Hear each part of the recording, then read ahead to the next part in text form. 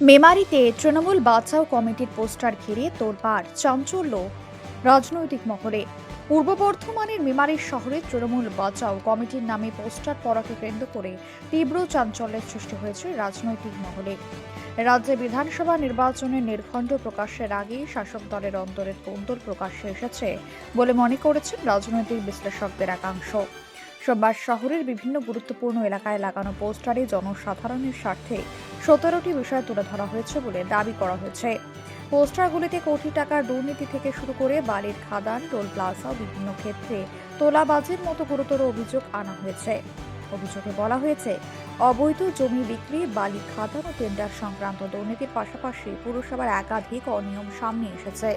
পোস্টারগুলিতে দাবি করা হয়েছে, পৌরসভার চেকপোস্টের ঘরে লক্ষাধিক টাকায় বিক্রি, টেন্ডার ছাড়াই রাতের অন্ধকারে শহরের গাছ কেটে ফেলা এবং সংখ্যালঘু তহবিলের অর্থে তৈরি আরবান মার্কেটের দোকান বন্টনের চরম অনিয়ম হয়েছে। এছাড়াও পিডব্লিউডি ও ডিভিসির জমিতে অবৈধ নির্মাণ করে সেই ঘর বিক্রির অর্থ আত্মসাতের অভিযোগ তোলা হয়েছে স্থানীয় নেতা স্বপন বিষয় ও সুপ্রিয় সামন্তের বিরুদ্ধে। এই পোস্টার ঘিরে শহর জুড়ে জোর চর্চা শুরু হয়েছে। রাজনৈতিক তরজা সবসময় চলবে রাজনৈতিক প্রাঙ্গণে। রাজনৈতিক লোকেদের বিরুদ্ধে বিভিন্ন রকম বদনাম অপপ্রচার করার চেষ্টা চলবে। আমি মনে করি যে মেমারির মানুষ জানে, মেমারির জনগণ জানে কে কেমন। আমি গাছ চুরি করি কিনা, আমি বালি চুরি করি কিনা, আমি মাটি চুরি করি কিনা, সবাই জানে সারাদিন কি কাজ করি। তবে আমি একটা জিনিস বলবো, তৃণমূল বাঁচাও কমিটির নাম করে যে কাজ করা হয়েছে এটা তৃণমূলের কোনো অংশ করেছে বলে আমার মনে হয় না। কারণ তৃণমূল বাঁচাও কমিটি বলবে আর তৃণমূলের নেতাদের নামে পোস্টার সাঁটাবে, এটা হতে পারে না। এটা সম্পূর্ণভাবে বিরোধী দলের কাজ। যারা আমাদের দলের বিরোধিতা করে, যারা আমাদের দলের ভালো চায় না, তারাই এ কাজ করেছে। এবং আমার অবাক লাগছে যে কিছু বলার থাকতেই পারে, দেওয়াল লিখন হতে পারে, পোস্টার হতে পারে, মাইকে বলতে পারে। বুকের পাটা থাকলে, সৎ সাহস থাকলে রাতের অন্ধকারে গিয়ে পোস্টার সাঁটাবে কেন? সৎ সাহস থাকলে, বুকের পাটা থাকলে দিনের বেলাতেই বলবে, দিনের বেলাতেই লিখবে, সবার সামনে বলবে, দরকার হলে বিডিওকে, ওসিকে অভিযোগ করবে।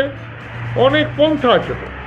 কেউ যদি ভুল করে, চেয়ারম্যান, বিধায়ক, ভাইস চেয়ারম্যান, ব্লক সভাপতি কেউ যদি ভুল করে, তার বিরুদ্ধে বলার তো জায়গা আছে। এটা তো গণতান্ত্রিক রাষ্ট্র।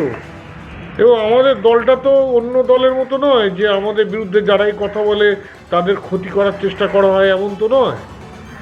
পরিষ্কার পরিচ্ছন্ন প্রাঙ্গণ আছে, সেখানে বলার জায়গা আছে, গণতন্ত্র আছে, কোনো চিন্তার কিছু নেই। আমি সম্পূর্ণটা মানুষের বিচারের উপর ছেড়ে দিয়েছি। মানুষ বিচার করবে কে কেমন, যে কাজটা করেছে সে ঠিক করেছে কি অন্যায় করেছে।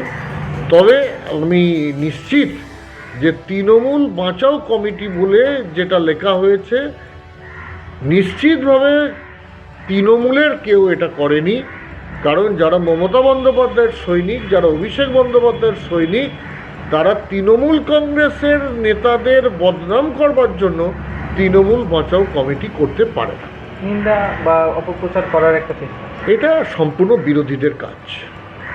তবে সমস্ত অভিযোগ উড়িয়ে দিয়ে অল ইন্ডিয়া তৃণমূল কংগ্রেসের মেমারি 1 নম্বর ব্লক সভাপতি নিত্যানন্দ ব্যানার্জি বলেন, এগুলি সম্পূর্ণ বিরোধীদের চক্রান্ত।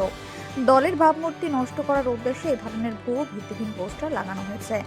তৃণমূল কংগ্রেস সংগঠন শক্তিশালী রয়েছে এবং মানুষের আস্থা আমাদের সঙ্গেই আছে। এই ঘটনাকে কেন্দ্র করে নির্বাচনের আগে মেমারি রাজনৈতিক পরিস্থিতি যে ক্রমশ উত্তপ্ত হয়ে উঠছে তা বলাই বাহুল্য। Mrityunjoy Jessore report, Memari update news.